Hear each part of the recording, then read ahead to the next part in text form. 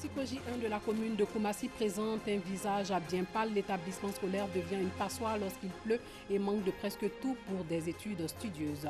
Et puis les chauffeurs de taxis communaux et de minicar de la commune de Yopougon n'ont pas toujours repris du service. Ils avaient annoncé un arrêt de travail de 48 heures. Les usagers espèrent la reprise demain.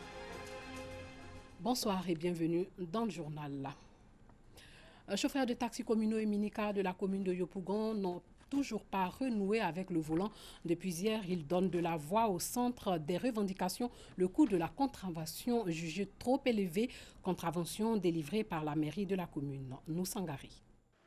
Annoncé pour prendre fin dans la soirée du mardi 14 janvier après des négociations, la grève des conducteurs de transport en commun se poursuit dans la commune de Yopougon.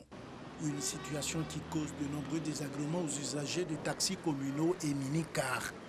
Bon, au niveau du déplacement, c'est déplorable actuellement parce qu'on a un manque de véhicules, on n'a pas de voiture, on ne sait pas comment se déplacer et c'est vraiment difficile. Les autorités doivent tenter de trouver une conciliation avec les mouvements qui sont en grève actuellement, les groupes de syndicats qui sont actuellement en grève afin de pouvoir vraiment pallier à ça parce que la population souffre. Comment est-ce que ça se passe actuellement? Bon, ça ne va même pas. Pour se déplacer, on est obligé de marcher. Quand c'est comme ça, on vient en retard à l'école, les profs calculent les moyens d'erreur, on fait les interrogations.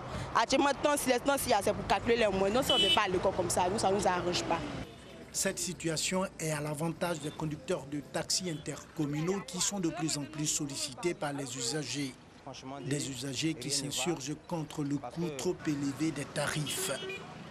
Si tu peux prendre un taxi compteur seul, tu le prends bien, tu essaies de voir avec ceux qui sont là, si vous pouvez vous mettre ensemble aussi, si vous partez dans la même direction, vous prenez un taxi ensemble et puis vous partez. Ou tu peux partir à 1000 francs, tu veux prendre au moins 1500, 2000.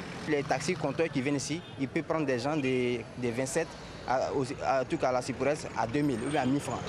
Ils font des prix qu'ils veulent. Aujourd'hui, vraiment, toute la journée, moi, je ne suis même pas allé au boulot par rapport à il n'y a pas de moyens de déplacement. Cette grève des conducteurs de la commune de Yopougon qui a débuté le mardi 14 janvier fait suite aux contraventions émises par les autorités municipales. Ces conducteurs protestent contre le coût élevé des amendes qui vont de 10 à 50 000 francs CFA. Ces amendes liées aux infractions de la circulation routière s'inscrivent dans le cadre d'une vaste opération de lutte contre le désordre urbain. Cette décision s'adresse à tous les automobilistes. Ces conducteurs ont eu une séance de travail avec le ministre des Transports et la mairie de la commune de Yopougon. À l'issue de cette rencontre, les conducteurs grévistes ont décidé de lever leur mot d'ordre de grève. Suite aux différentes discussions que nous avons eues avec notre ministère de tutelle, en l'occurrence le ministère du Transport, considérant que nous avons obtenu satisfaction pour la suspension de la contravention de la police municipale, pour le respect que nous avons pour la République de Côte d'Ivoire, pour le respect que nous avons pour le président de la République, Son Excellence, M. Alassane Ouattara, nous présentons toutes nos excuses aux populations pour les désagréments que cet arrêt de travail a causé. Nous demandons à tous nos camarades chauffeurs de reprendre le travail dès communiqué de ce présent, levé de mot d'ordre d'arrêt de travail.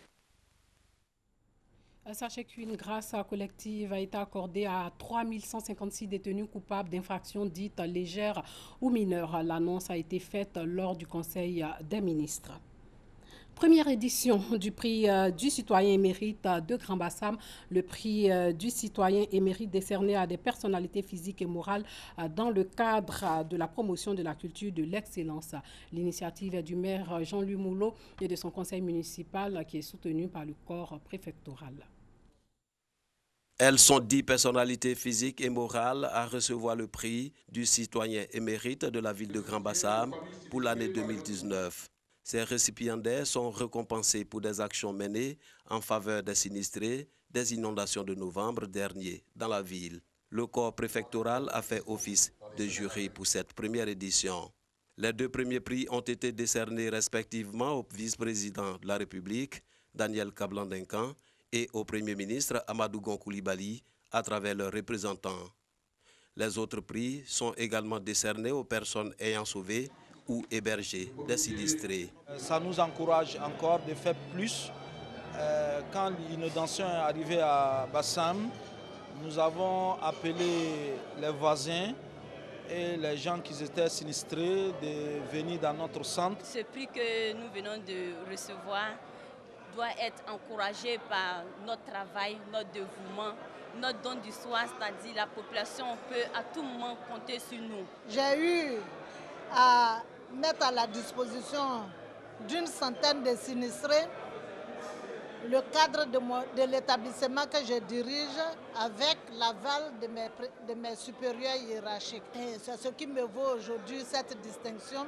Le prix du citoyen émérite est une initiative du maire et de son conseil municipal. Le conseil municipal se réjouit de cette rencontre dont la raison essentielle est la distinction au titre de l'année 2019 des hautes autorités, des structures et des associations qui ont marqué par leurs actions, leur présence et leurs décisions le devenir de la ville de Grand Bassam.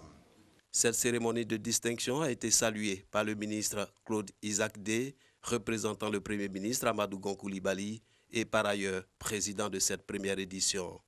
Par ce prix, je souhaite marquer votre reconnaissance à tous ceux qui ont été au premier rang, qui ont été avec vous, les chefs religieux, les chefs coutumiers, les forces de défense et de sécurité. Tout le peuple de Bassam a souhaité marquer de façon officielle la reconnaissance que vous avez apportée pendant le mouvement. Donc je voudrais m'autoriser à leur dire à toutes et à tous mes sincères félicitations. Le prix du citoyen émérite entend promouvoir la culture de l'excellence chaque année dans la ville de Grand Bassam. L'école primaire Sikoji 1 de la commune de Koumassi présente un visage bien pâle. Ce qui fait office de toiture n'existe que de nom, élèves et enseignants obligés de se regrouper lorsqu'il pleut pour éviter d'être trempés et de ne plus avoir de documents pour travailler. Des salles de classe où l'effectif était pléthorique ne comptent plus que quelques élèves. Notre reporter Colette Ilboudo nous décrit la situation. Bâtiments et toitures délabrés, table-banc insuffisant, tableaux et matériel didactique quasi inexistants. C'est ce triste décor que nous offre l'EPP collectif Sikoji 1 dans la commune de Koumassi. Et la liste n'est pas exhaustive. C'est ici que nous avons fait l'école collective. Et depuis lors, l'école a perdu son lustraton. C'est devenu un dépotoir, urinoir. On ne peut même plus respirer. Nous-mêmes, on se demande bien comment les enfants respirent avec toutes ces odeurs. J'avais deux de mes nièces l'année passée dans cette école-là. À cause du délabrement de l'école, les parents étaient obligés de les envoyer ailleurs. Vous êtes venus tard, derrière même c'était un dépotoir. Les gens venaient verser les ordures là. Une situation qui a contribué à la réduction de l'effectif en termes d'enseignants et d'apprenants dans ce groupe scolaire, ce qui affecte leur rendement. La structure est vraiment dégradée. Quand il pleut, on ne peut pas rester dans les salles. Quand il fait chaud, par manque de contreplaqué aussi, il est difficile de rester dans les salles. Je dirais 6 classes, mais on est obligé de regrouper les élèves. Donc c'est 3 classes au moins qui fonctionnent à cause des états de délabrement des classes. Je n'arrive pas à étudier parce que quand les plafonds sont abîmés, la pluie mouille les fournitures scolaires des gens. Quand il pleut, nous sommes obligés de se rapprocher l'un de l'autre parce que ça couvre. Cet établissement scolaire a en son sein un comité de gestion des établissements scolaires publics, COGES, qui égrène les difficultés auxquelles il fait face. Un enfant qui n'a pas payé, on ne peut pas le mettre dehors, parce qu'on nous dit de ne pas mettre les enfants dehors. Donc ils sont là. On a convoqué les parents plusieurs fois pour leur dire, trouvons une solution ensemble. Quand un enfant ne paye pas le COGES, qu'est-ce qu'on peut trouver? Les parents ne reviennent pas. Mais nous, on ne peut pas prendre le risque de faire sortir un enfant pour aller à la maison. Nous avons plus que 300 élèves ici actuellement. S'il y a trop un peu le COGES, ça fait peut-être 100. Des bénévoles du quartier Sikoji, réunis au sein de la Fédération des associations des jeunes de la Sikoji, donnent souvent un coup de pouce à l'établissement. Mais faute de moyens, ne peuvent pas faire grand-chose. Vraiment, nous lançons un cri de cœur aux autorités compétentes, au ministère de l'Éducation nationale, à l'inspection primaire de l'école, qu'ils puissent vraiment nous aider, car cette école-là est une école qui a formé vraiment certains cadres du pays. Vraiment, notre appel, c'est que l'école soit réhabilitée. Réhabilitée pour que nous ayons de bonnes conditions de travail. L'école primaire publique collective Sikoji 1 de Koumassi existe depuis 1970. Un groupe scolaire de 4 bâtiments et 24 classes qui accueillait par le passé près de 1000 élèves, mais aujourd'hui compte moins de 500 du fait de l'état de dégradation de l'établissement.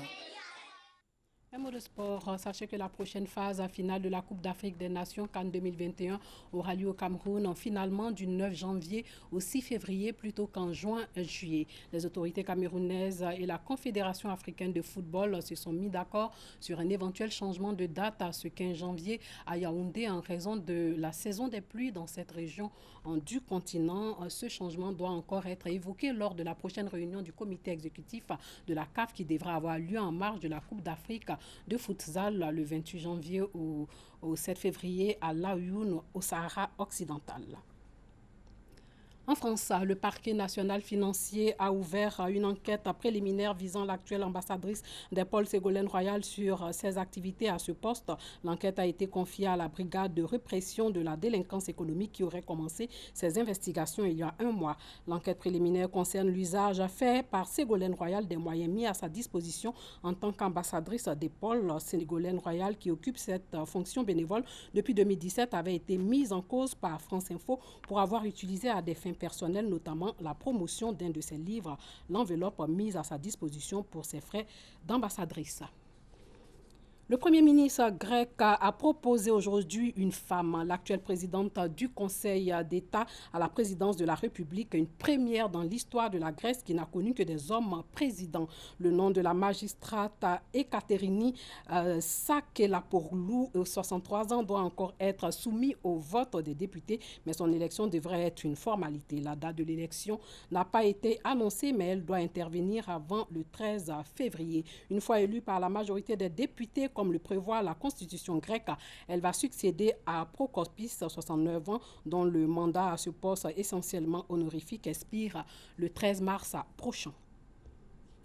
Aux États-Unis, après des semaines d'attente, la Chambre des représentants a voté aujourd'hui pour transmettre au Sénat l'acte d'accusation qu'elle a retenu contre Donald Trump, ultime étape avant le début du procès en destitution du président américain.